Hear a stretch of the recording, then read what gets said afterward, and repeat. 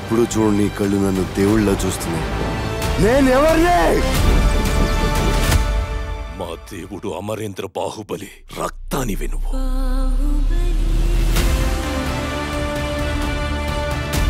నా ఇద్దరు బిడ్డలకి ఈ సింహాసనంపై సమాన హక్కుంది.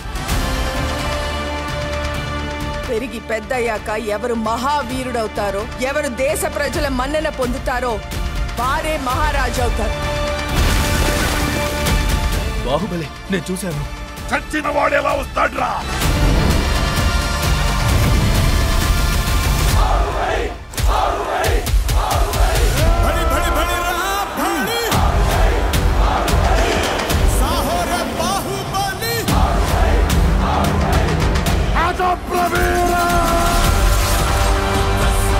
మన గుండె ధైర్యం కన్నా శత్రు బలగం పెద్దది అనుకోవడం మరణం. ఆ మరణాన్ని జయించడానికి నేను వెళ్తున్నాను.